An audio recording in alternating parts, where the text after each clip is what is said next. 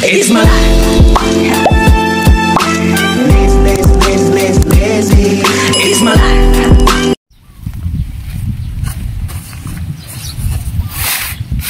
Ya, manikag pa po.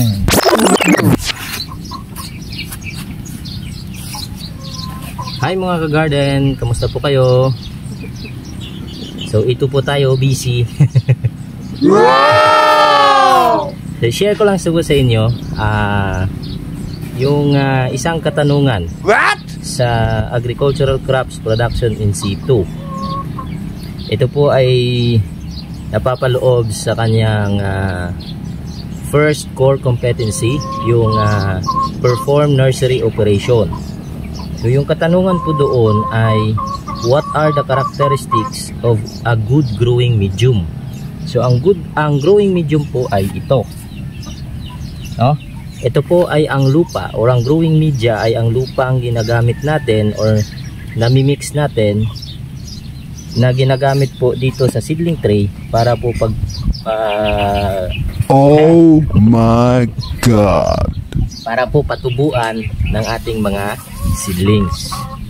So ngayon po, ano po yung mga ang tanong doon, ano yung characteristics ng ating growing medium para matawag po itong magandang klase?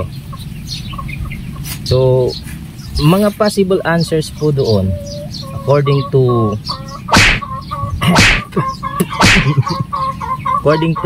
TESDA ay ang mga sumusunod. Una, good aeration. So kung ang binhi po ay nasa loob o nasa ilalim ng lupa, siya po ay makakahinga o yung daloy po ng hangin dito sa ating growing medium ay maganda. Hindi po siya compact, ibig sabihin ho nun ay porous o buhaghag yung kanyang characteristics o texture. Pangalawa ho doon ay good drainage. So kung ito po ay lagyan ho natin ng tubig, hindi ho tawag nito stagnant, hindi ho hihinto o titigil ho yung tubig dito.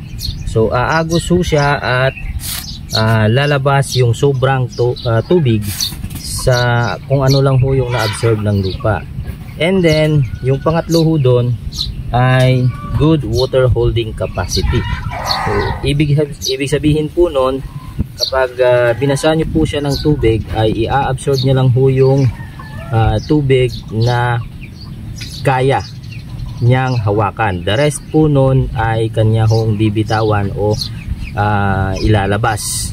So dahil po sa kanyang characteristics na good drainage din po. So hindi ho nananatili yung tubig o hindi ho kapag nilagay nyo ho dito sa seedling tray at inyo pong diniligan, yung tubig po ay hindi ho mag-i-stagnant dito sa butas ng seedling tray. So mag-a-absorb lang po ito ng tubig and then yung sobra po dito ay ilalabas niya po sa butas ng seedling tray.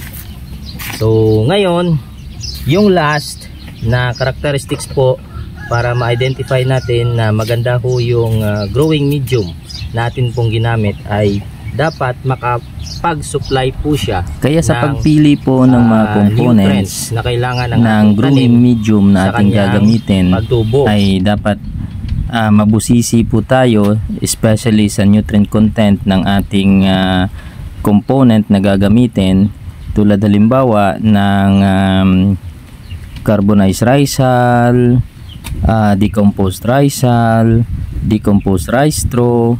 So dapat alam natin kung ano yung mga content or nutrient content ng mga iyon para maging maganda po siyang component sa ating imimix na growing medium para po sa ating seedling tray at maging maganda po ang pagtubo ng ating seedlings sa atin pong nursery.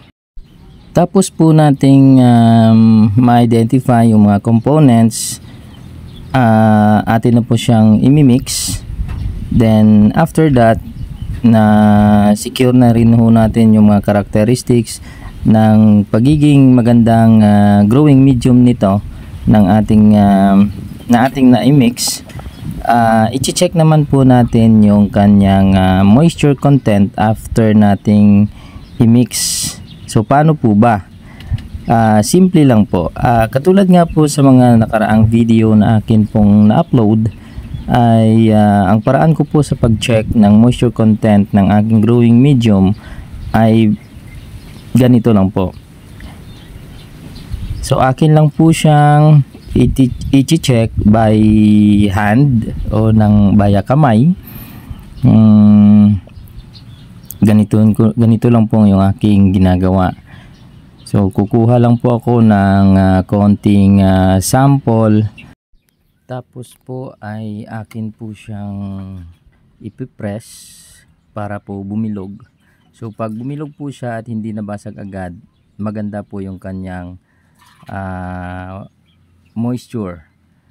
Kapag naman po halimbawa ganito kalaki, bumilog po siya pero hindi po siya sticky, at pag pinisa po ay mabilis mapisa o mapudpud, yun po ang magandang klase ng growing medium na kailangan natin sa ating seedling tray.